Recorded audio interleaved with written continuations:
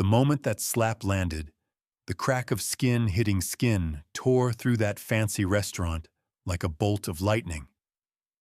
I swear the sound bounced off every wall. Even the crystal wine glasses gave a little shiver on those spotless white tablecloths, and the silverware rattled against the plates, as if the whole place had flinched with her. All the soft, polite chatter people had been enjoying just a second earlier died out in an instant.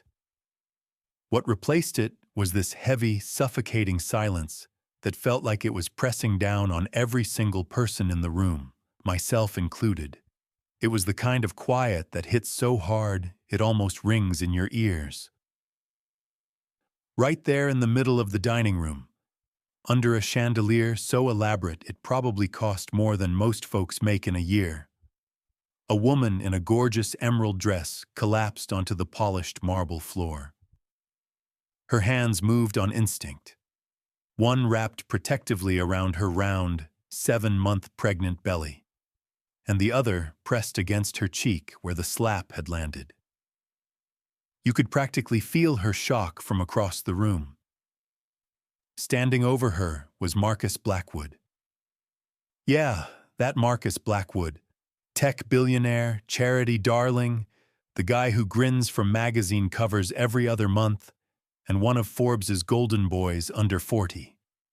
His suit looked like it had never known a wrinkle, and probably cost 10 grand. His watch? Definitely worth enough to feed a family through a hard winter. But what really hit me were his eyes. Cold, empty, like winter metal. There wasn't a trace of guilt in him for striking the woman carrying his child. Her name was Elena Blackwood, though she used to be Elena Rodriguez before that picture-perfect marriage turned into something out of a nightmare. She'd trusted him once. She believed in his charm, his promises, that whole bright, shiny vision of love and success living under one roof. But behind the closed doors of their penthouse, far from cameras, investors, and every curated public appearance, Marcus revealed the real man he was. A control freak who treated power like oxygen. A guy whose temper had a pulse of its own and could explode without warning. A man who didn't see his pregnant wife as a human being at all, but as something he owned. Everyone else in that restaurant just sat there like statues. And keep in mind, this wasn't some cheap diner off the highway. This was Celestine, the priciest spot in all of Chicago. You needed weeks just to get a reservation, and dinner started at $300 a head. The room was filled with CEOs, old money families, and celebrities hiding from the world. These people lived and breathed discretion. They had mastered the art of pretending they didn't see anything they didn't want to get involved in. Unwritten rule of the rich. Whatever happens at a powerful man's table stays there. Elena pushed herself to get up, legs trembling, breath shaking out of her in these short, panicked little gasps that sounded too loud in that horrible silence. "Marcus, please," she whispered. "Not here. Not in front of—" "In front of what?" he cut in, his voice disturbingly calm. The kind of calm that shows up right before something truly violent happens. These people. He gestured around the room like the crowd disgusted him. You think any of them give a damn? You think they'll lift a finger? And as he scanned the room with that smug, poisonous smile, everyone suddenly found the breadbasket or the wine list extremely interesting. Not a single person dared meet his eyes. A woman dripping in diamonds grabbed her husband's arm like she wanted him to do something. He barely turned his head and gave her the smallest shake, his quiet way of saying, "Don't even think about getting involved." The waiters froze near the kitchen doors, unsure whether they were supposed to help or pretend they saw nothing. The sommelier suddenly became fascinated with the label on a wine bottle he'd probably read 1,000 times. Even the maître d', a guy who'd been running this place for 2 decades, couldn't figure out which customer he was supposed to protect. The man throwing the punches or the woman taking them. Marcus bent down, grabbed Elena by the wrist, and yanked her halfway off the floor with so much force it tore a cry out of her. "You embarrass me?" he hissed, his voice low and poisonous. "You question me in public? Make me look weak? I built an empire. Senators answer my calls. I move markets. And you think you get to interrogate me about where I was last night? You came home smelling like perfume," Elena managed, her voice cracking. "I only asked—" The next hit came faster than a heartbeat. Her head whipped to the side, and she collapsed again, this time slamming her shoulder into the corner of a table. A bottle of wine toppled off the edge, smashing against the marble floor. Dark red Bordeaux spread across the tile like blood pouring from an open wound. And right as the room swallowed another silent scream, the front door opened. Nobody inside had heard the low rumble of engines outside, but the valets sure had. They'd been shifting nervously as 6 Harley-Davidsons rolled up to the entrance of Celestine, a place where motorcycles absolutely did not belong. Mercedes, Teslas, Bentleys, sure. But Harleys? Not a chance. Yet 6 men wearing leather vests pushed the heavy oak door open and stepped inside. From the moment they crossed the threshold, it was obvious they didn't fit the decor.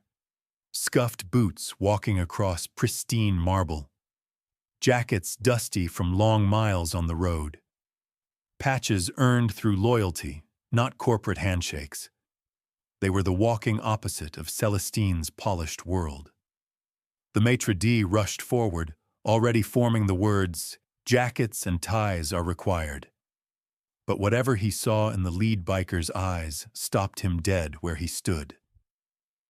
That biker was Cole Reaper Morrison, president of the Hells Angels Illinois chapter.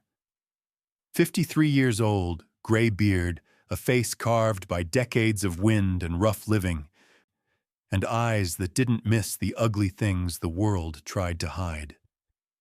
Men like him recognize violence the way hunters recognize tracks. They see it before anyone else. Behind him came his brothers. Tank, huge enough to make a refrigerator nervous. Ghost, wiry and quiet, prison ink curling up from his collar. Hammer, the ex-Marine who never really shook the battlefield out of his bones. Snake, the club's best mechanic, and one of those rare souls who could fix both bikes and broken people. And Wrench, the kid at 35, still foolish enough to believe the world could be better if good men stepped up. They hadn't come looking for trouble. Hell, they were just 6 guys taking a lunch break while riding through Chicago on their way to a veterans charity event. They'd seen the place, thought it was a diner, realized it absolutely wasn't, and were about to leave, until something they heard through the front window stopped them cold. A woman's scream, cut short, glass breaking. A sound every one of us knew too well, the sound that reminded us why we'd sworn to protect people who couldn't defend themselves. The moment we stepped inside, the whole scene revealed itself in one brutal snapshot. A pregnant woman on the floor, sobbing. A man standing over her, fists balled like he was ready for round 3. And a room full of wealthy onlookers pretending their menus were the most fascinating things on earth. Reaper's jaw clenched. I knew that look well. Years ago, he'd done time for beating a man near to death after catching him assaulting his girlfriend in a parking lot. Reaper served 18 months, lost his job, almost lost his club, but he'd never once regretted stepping in. And looking at Marcus Blackwood towering over that woman, you could see Reaper arriving at the same conclusion he'd reached back then. Some things are worth the consequences. Hey! Reaper's voice sliced clean through the quiet, loud, sharp, and impossible to ignore. Reaper didn't raise his voice. He didn't have to. There was this steady, absolute certainty in the way he spoke. Step away from her. Marcus spun around, and I watched his face flick through a whole slideshow of emotions. Surprise first, then confusion, and finally that sharp, ugly outrage he was so good at. "Excuse me? Do you even know who I am?" Tank answered before any of us could. "Don't give a damn who you are," he growled, his voice deep and steady like an engine waiting to rev. "We saw what you did from outside. You're done." We spread out, not in some dramatic, movie-style way, but with the calm, practiced ease of men who've lived through enough fights to understand the layout, the angles, the risks. Nobody pulled a weapon. Nobody cracked their knuckles or tried to look tough.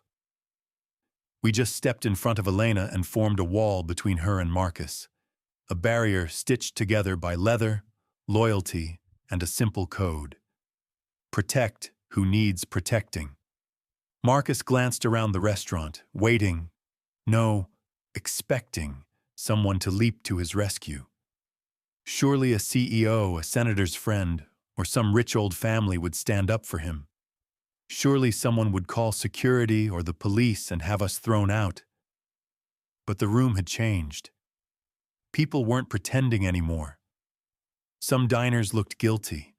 Others looked relieved, like they'd been waiting for someone, anyone, to do what they couldn't. A few even looked ashamed that it took 6 bikers to show them what courage actually looked like. "This is a private matter," Marcus snapped, voice climbing. "Between me and my wife. You have no right—" "Your pregnant wife," Ghost cut in. Quiet but razor sharp. "The one you just hit? Twice? In front of 30 witnesses. That stopped being private the second you made it public." Elena trembled on the floor, one hand wrapped around her stomach, the other gripping the table leg to keep herself upright. Snake eased down beside her, moving slow and gentle, trying not to startle her. "Ma'am," he said softly, "you hurt? Baby okay?" She nodded, then shook her head, then nodded again. She wasn't even sure which was true. The shock had her mind spinning. And the wildest part? A tattooed biker she'd never met was treating her with more tenderness than her billionaire husband ever had. "I'm calling the police," Marcus barked, yanking out his phone. "You're trespassing. You're threatening me. I'll have you all arrested." "For what?" Hammer stepped forward. He still carried himself like a Marine, steady and unshakable. "For walking into a public restaurant? For telling you to stop hitting your pregnant wife? Please, call the cops. I would love to give them a statement." Marcus froze with his thumb hovering over his screen. You could almost see the calculations firing behind his eyes. His lawyers, his public image, his pro-women PR campaigns, his stock price, the board, the headlines. Tech billionaire Marcus Blackwood arrested for assaulting pregnant wife. It would all crumble faster than that wine bottle on the floor. He slowly lowered the phone. "Elena," he said, switching to a voice so smooth it made my skin crawl. That soft, practiced tone he used when he needed investors to believe he had a heart. "Baby, come on. Let's go home. We can talk this through privately. These men are upsetting you. Let me take you somewhere safe. And if you've ever sat silent when you should have spoken up, hit that subscribe button." Stories like this are here to remind you that sometimes doing the right thing means standing when everyone else tries to disappear. Elena looked at Marcus, then at us, then at the room full of wealthy people who had watched her crumble on the floor and done absolutely nothing. You could see something forming inside her, something hard, clear, and long overdue, the kind of clarity that comes from hitting rock bottom and finally seeing a hand reaching out to pull you back up. "No," she said. It was quiet, but firm. "I'm not going with you." Marcus's mask cracked. "What did you say?" She lifted her head. "I said no." Louder this time, Snake helped her stand, and she wobbled for a second until Tank stepped closer, ready to catch her if she fell. She steadied herself and met Marcus's eyes. "I'm not going anywhere with you." "Elena, you're being irrational. You're emotional. These men are confusing you." He had no idea that he'd just lost the one person he thought he owned. Reaper didn't have to shout. His voice came out steady and sure, like a man who already knew how this was going to end. "Back away from her." Marcus spun toward us, and the expression on his face shifted like flipping channels, first startled, then confused, and finally furious. "Excuse me? Do you even realize who I am?" Tank spoke before any of us did. "Doesn't matter who you are," he said, his voice rumbling like a motorcycle at idle. "We saw what you did through the damn window. Your night's over." We spread out automatically. Not with aggression, not with swagger, just with the calm, controlled confidence that comes from men who've been in more than a few fights and know exactly how trouble likes to move. No weapons came out. No fists were raised. We simply stepped between Marcus and Elena and became a wall he'd have to go through to get to her. Marcus turned in a circle, scanning the room for backup. He expected someone, maybe everyone, to side with him. A call to security, a shout for the police, something. Anything that would remove the bikers and restore his control. But now the diners were watching with a new kind of attention. Some looked guilty for staying silent. Some seemed relieved that finally someone had enough spine to intervene. And a few stared like they were ashamed that it took 6 road-worn bikers in leather vests to teach them what courage actually looks like. "This is a private situation," Marcus snapped, his voice rising with frustration. "It's between me and my wife. You have no right to interfere." "Your pregnant wife," Ghost said quietly. But his voice carried like a blade sliding across stone. "The one you hit? Twice. In front of 30 people. Private went out the window the moment you made it public." Elena was shaking where she sat. One hand clamped over her belly, the other gripping the leg of a table as if the ground might slide out from under her. Snake crouched beside her, moving with such slow, gentle care that nobody in that room could pretend they didn't see the difference. "Ma'am," he asked softly, "you hurt? Baby okay?" She nodded, then shook her head, then nodded again.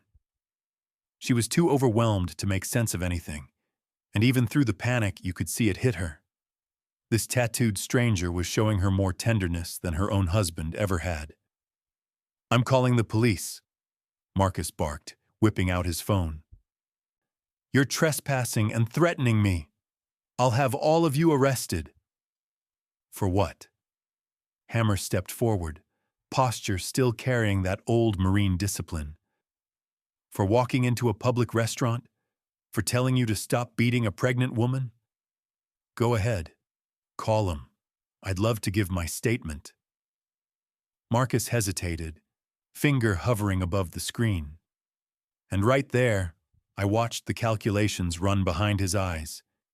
His lawyers, his public image. The press releases about women's empowerment. His board of directors. His stock price. Everything he'd spent years building, falling apart in one headline. He slowly lowered the phone. "Elena," he said, shifting into that smooth, scripted tone he used when he needed to charm a crowd. The fake concern in his voice dripped like oil. "Sweetheart, let's just go home. We'll discuss everything privately. These men are upsetting you. Let me take you somewhere safe. And listen, if you've ever watched something wrong happen and told yourself it wasn't your business, go hit that subscribe button right now. Stories like this are reminders that sometimes doing the right thing means standing when everyone else sits down. Elena looked at Marcus, then at all of us, then at the room full of rich folks who had watched her get hit twice and sat there like they were carved out of stone.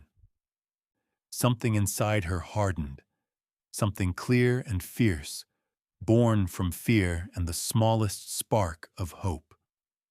"No," she whispered. It wasn't loud, but it didn't have to be. "I'm not going with you." Marcus's mask cracked straight down the middle. "What did you just say?" "I said no." This time her voice carried. Snake helped her stand. She wobbled and Tank stepped closer, ready to catch her, but she steadied herself and took a breath. "I'm not going anywhere with you." "Elena, you're being ridiculous. You're confused. These men have manipulated you. You're pregnant. You're emotional." He had no idea that he'd already lost her. "I'm scared," Elena said, her voice shaking even as tears streamed down her cheeks. But there was something different in her tone now. Stronger, steadier, like she'd finally found the part of herself he'd beaten down for so long. "I've been scared for months," she went on.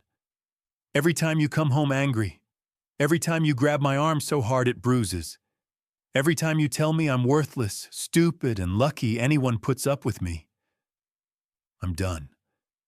I'm done being afraid of you." The whole restaurant fell silent again. But this silence wasn't like the first one. This time people weren't frozen. They were listening.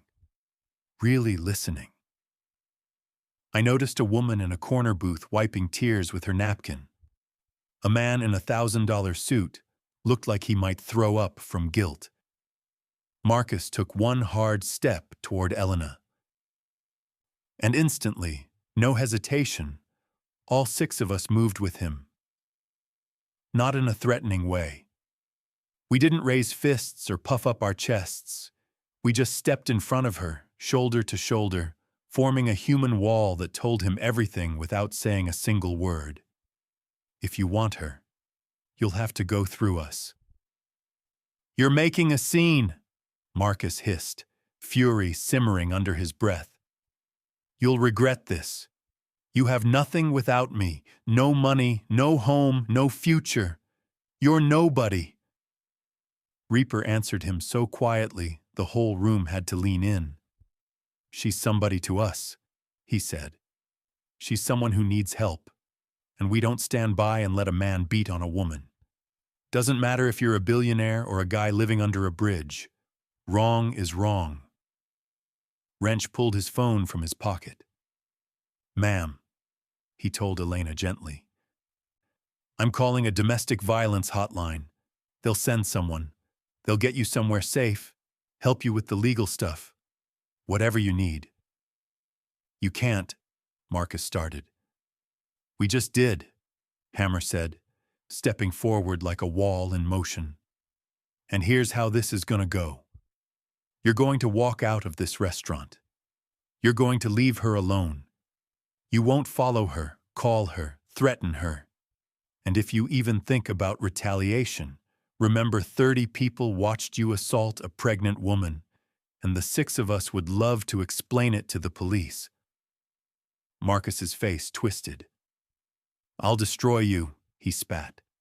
But even he couldn't hide the panic bleeding into his voice now. "I have money, lawyers, resources. I'll bury you in lawsuits." Ghost leaned in, calm as a still pond. "Do it," he said. "I've been to prison. Doesn't scare me. But you? You're real tough when the only person you hit is a woman half your size." He took one more slow step toward Marcus. "How about you try someone your size? Right here. Right now. I'll even let you swing first." Marcus stared at Ghost, at the scars on his hands, at the cold stillness in his eyes. And for the first time, the great Marcus Blackwood, the genius, the empire builder, the man who bought senators like souvenirs, took a step backward. "This isn't over," he muttered. "Yeah," Reaper said. "It is." Marcus glanced around the restaurant one last time, searching desperately for someone, anyone, to stand up for him, to restore the power he'd always relied on. But every single person there was staring at him now, and what they saw wasn't a titan. It was a coward. He turned and walked out. The door closed softly behind him, but somehow that quiet click felt louder than all the shouting, louder than the slap, louder than the broken glass. Elena sank into the nearest chair and broke down, sobs shaking her whole body. But this time it wasn't fear or pain spilling out of her. It was relief, huge, tidal, overwhelming relief that felt like drowning and breathing at the same exact time. A waitress came over with a glass of water, her hands trembling so badly I was afraid she'd spill it. The maitre d', red-faced and clearly ashamed for standing back earlier, approached Elena with his voice barely above a whisper. "Your meal is on the house, ma'am. And if you need anything, absolutely anything, please just tell us." Snake was already on the phone with someone from a domestic violence shelter, speaking in that calm, quiet tone he rarely used unless something truly mattered. Tank positioned himself by the front door like a human barricade, making damn sure Marcus didn't try to come back. The rest of us pulled up chairs around Elena, not crowding her, not smothering her, just forming a loose circle that let her know she wasn't alone anymore. Elena looked around at us through tears, her voice thin and cracked. "Why did you help me? You don't even know me." Reaper sat down across from her. The man had the kind of face highways carve into you, rough around the edges but steady, kind when it counted. "Ma'am," he said gently, "you don't need to know a person to know when they need help. And you sure don't need to know someone to do the right thing." He nodded slowly. "We all got people we care about. Mothers, sisters, daughters, wives, and any man who'd hurt one of them, well, he wouldn't get far. Same rules apply to you." "But he's powerful," she whispered. "You heard him. He meant what he said about lawyers." Hammer leaned forward, elbows on his knees. "Let him try. Lawyers don't scare us. And after what happened today, with 30 witnesses and 6 of us giving statements, his legal team's gonna tell him to stay quiet and pray this doesn't blow up on the news. Guys like him, public shame is their worst nightmare." About an hour later, the advocate arrived, a woman named Patricia who worked with a network of shelters. She pulled up a chair beside Elena and started walking her through everything: her rights, the choices she had, what support was available, what steps came next. Patricia spoke softly, kindly, but with that firm confidence of someone who's guided hundreds of women through the same hell. And we stayed. All of us. A quiet wall of leather and resolve, making sure nobody walked in, making sure Elena didn't feel abandoned, making sure she knew she still had choices. "I don't have anywhere to go," Elena whispered. "My family lives far away. All our friends are his friends. The apartment, the accounts, everything is in his name. I don't have anything." Wrench shook his head gently. "You've got us now," he told her. "We know people, safe houses, shelters, women who've been exactly where you are and made it out the other side. We know lawyers who take cases like yours pro bono. You're not alone anymore." Patricia nodded in agreement. "We have a secure location for you, somewhere he can't access." We'll help you file for a restraining order and get you protected. For the first time since we walked in, I saw something change in Elena's face. Just a flicker, but real. Hope. Start documenting everything, Patricia told her gently. Every bruise, every incident, every threat. Then file for divorce with emergency protections. You're 7 months pregnant. Any judge is going to take your safety very seriously. Elena wiped her face, her voice barely holding together. What about money? The hospital bills? The baby? I don't have anything. Reaper answered before anyone else could, his voice steady and certain. We'll figure that out later, one step at a time. Right now, the only thing that matters is keeping you and that baby safe. She looked around at us, these 6 men who'd walked straight into her nightmare without blinking. Men who had done what 30 wealthy, educated, powerful people couldn't do. Stand up and say enough. Thank you, she whispered. I don't know how I could ever repay you. Snake shook his head softly. You don't repay us. When you're safe and strong again, you help the next person who needs it. That's how this works. Kindness doesn't stop. It moves forward. And before you keep listening, let me ask you something too. Would you have stood up or looked away like the others? Drop your answer in the comments. What you'd choose says more about you than you think. An hour later, we all walked out of Celestine together.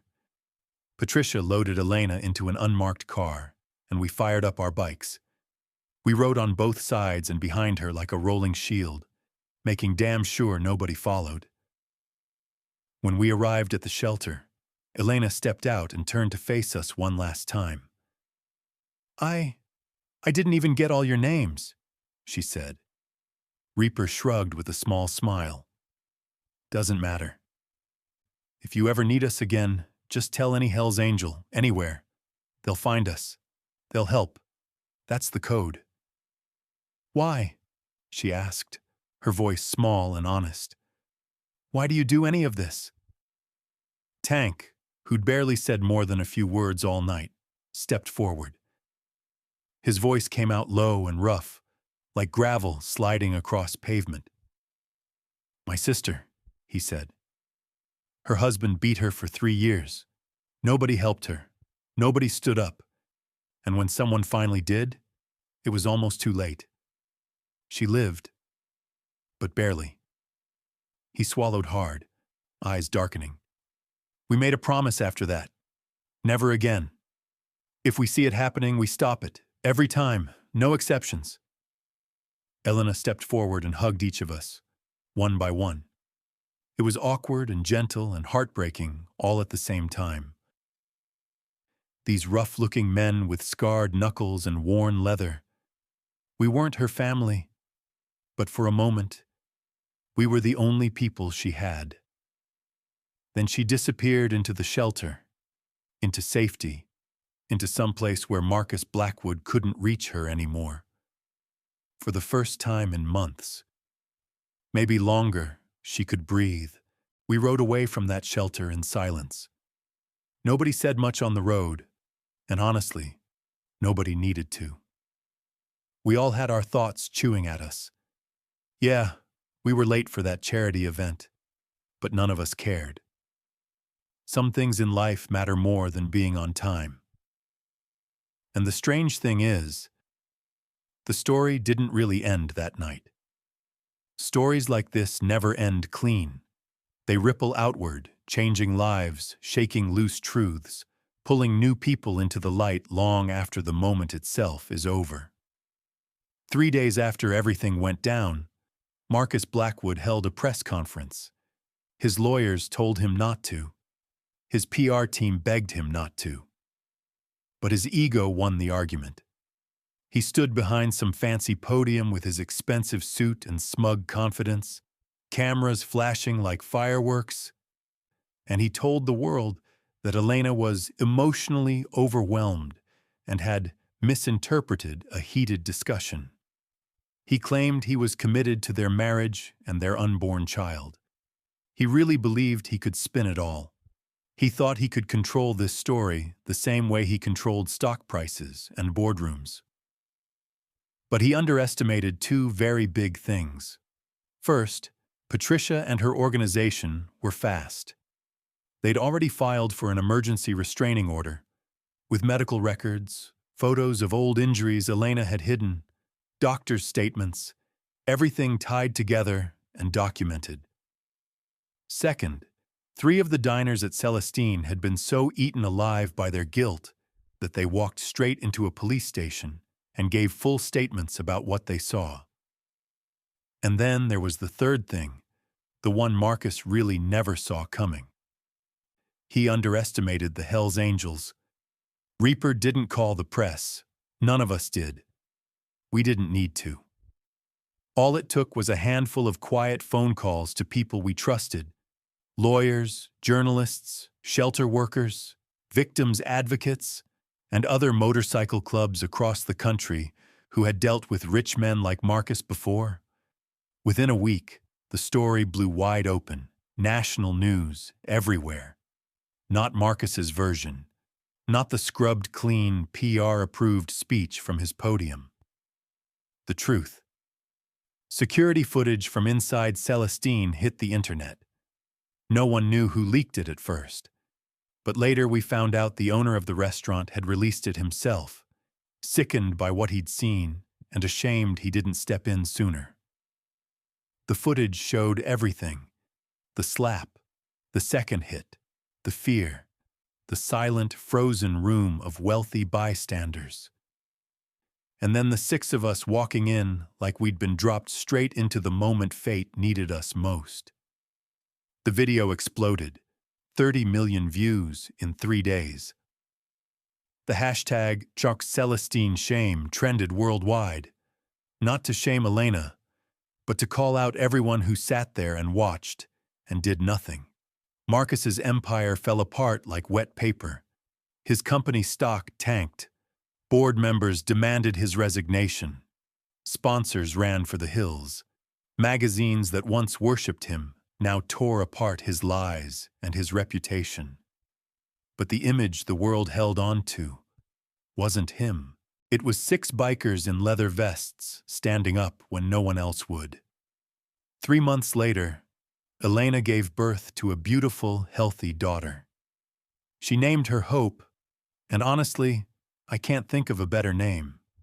She was living in transitional housing the shelter provided, working with lawyers, attending therapy, building a life that finally belonged to her. And we checked in now and then. Nothing overwhelming, just making sure she knew she still had people behind her. 1 year after that night in Celestine, Elena stood in a courtroom as a judge finalized her divorce. She walked out with full custody, a no-contact order, and enough child support to give her daughter a life free from fear. For the first time in a long time, she was free. Marcus sat on the opposite side of that courtroom, and for the first time since I'd ever heard his name, he looked small. His kingdom had collapsed around him. His reputation was ash, and now he was staring down a pile of lawsuits and a criminal investigation he couldn't buy his way out of. Outside the courthouse, the press was a madhouse. Cameras flashing, microphones shoved forward, reporters shouting over each other like seagulls fighting for scraps. They didn't want the truth. They wanted a headline, a soundbite, a juicy piece of drama to sell. But Elena didn't stop for them. She walked right past the cameras and microphones, right past the wall of reporters, all the way to the curb, where 6 motorcycles waited, engines quiet, their riders standing exactly where they promised they'd be. "How does it feel?" one reporter yelled. "Are you happy he's finally being held accountable?" Elena paused, turned, and, just like that, decided it was time to speak. "I'm happy I'm free," she said. Her voice wasn't loud, but it carried. I'm happy my daughter will grow up knowing her mother was brave enough to leave. But most of all, I'm grateful to the men who showed me what real strength looks like. Not the kind that controls and dominates, but the kind that protects and lifts others up. She looked over at us, at Reaper, Tank, Ghost, Hammer, Snake, and Wrench. 6 men society usually crosses the street to avoid. These men, she continued, the ones people judge, the ones people fear, those are the men who saved us. Not the powerful folk sitting in that restaurant. Not the witnesses who pretended they saw nothing. 6 bikers who walked in and refused to stay silent. A reporter tried to fire off another question, but Elena was done. She turned her back on the cameras and walked toward us. Wrench stepped forward and handed her a helmet, white and pink with little flowers painted on the side. He'd bought it specifically for this day. You ready? Reaper asked her. Where are we going? She asked, adjusting the helmet. There's someone who wants to meet you, he said. Another woman. Escaped a situation like yours about 5 years back. Now she runs a support group. Thought you might want to talk to someone who's walked the same road. Elena glanced at baby Hope, sleeping peacefully in her car seat. Tank was holding her like she was a live bomb. That big man looked absolutely terrified to be responsible for something so tiny and precious. Elena smiled, really smiled, and said, Let's go. So we rode through the streets of Chicago. 6 bikers, 1 young mother, and her sleeping daughter. We formed a protective line around her car as we rolled toward a community center on the south side. Inside that building, 20 women waited. Women who had their own scars. Women who had run. Women who had survived. Women who knew what it meant to be broken and brave at the same time. When Elena stepped inside, they didn't greet her like a stranger. They wrapped their arms around her like she was already family. For the first time since that terrible night in the restaurant, she felt something she hadn't felt in a long, long time. Purpose. 6 months later, that feeling grew into something bigger. Elena launched Hope's Light Foundation, named after her daughter, a nonprofit dedicated entirely to helping women escape abuse and rebuild their lives from the ground up. And the Hells Angels? We didn't just donate a few dollars and disappear. We became her partners. We escorted women to safe houses. We helped find jobs, apartments, support networks. We showed up day or night whenever someone needed protection. We didn't do any of it for attention or praise. We did it because it was right. Because we'd sworn we'd never look away again. 2 years later, Elena stood on a stage at a national conference, telling her story to an audience of thousands. She spoke about the fear, the shame, the silence that traps so many women. She talked about how easy it is for people to look the other way. And then she talked about the bikers. Marcus sat across the courtroom aisle, looking nothing like the powerful man he used to be. For the first time, he seemed small. His empire was collapsing around him, his reputation in ruins, and now he was staring down lawsuits and a criminal investigation that even his money couldn't shield him from. When the hearing ended, the scene outside was chaos. Reporters crowded the courthouse steps, cameras firing non-stop, hungry for a headline. They didn't want the truth. They wanted drama. But Elena didn't give them a show. She walked right past that noisy crowd to where 6 motorcycles sat lined up at the curb, 6 men waiting exactly where they promised they'd be. "How does it feel?" a reporter yelled as she passed. "Are you happy he's finally being held accountable?" Elena stopped, turned. And for the first time, she spoke publicly about what had happened. "I'm happy I'm free," she said, voice steady. "I'm happy my daughter will grow up knowing her mother was strong enough to walk away."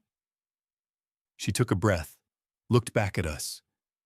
"But what I'm most grateful for is the men who showed me what real strength looks like.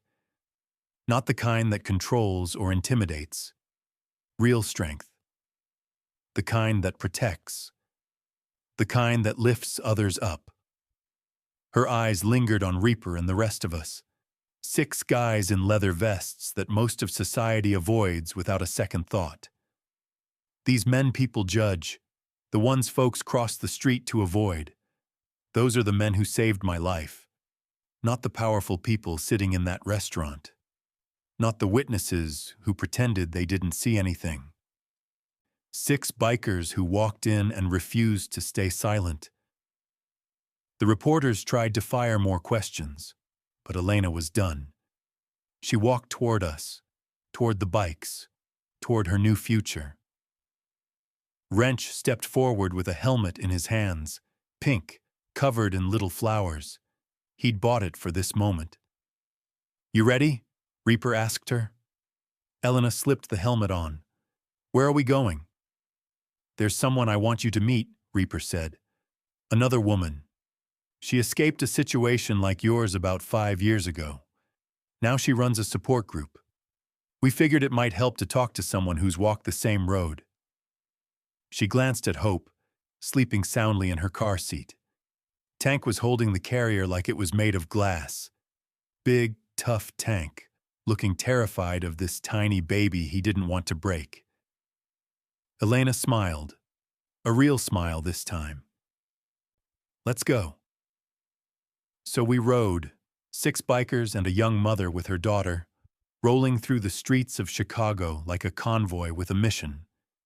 We escorted her to a community center where 20 women waited. Women who had escaped. Women who had survived. Women who understood exactly what it meant to be afraid and brave at the same time. When Elena stepped inside, they didn't greet her like a stranger. They hugged her like she already belonged. For the first time since that awful moment in the restaurant, she felt not just safe, but needed. She had purpose again. 6 months later, she launched the Hope's Light Foundation, named for her daughter. Its mission was simple: help women escape abuse and rebuild their lives. The Hells Angels didn't just write checks. We became her partners. We escorted women to shelters, helped them find homes, jobs, support networks. Showed up whenever someone needed protection. We didn't do it for applause. We did it because that's who we were. Men who refused to look away. 2 years later, Elena stood on a stage at a national conference, telling her story in front of thousands. She spoke about fear, about shame, about how easy it is for people to stay silent. And then she spoke about the bikers, the men who changed her life.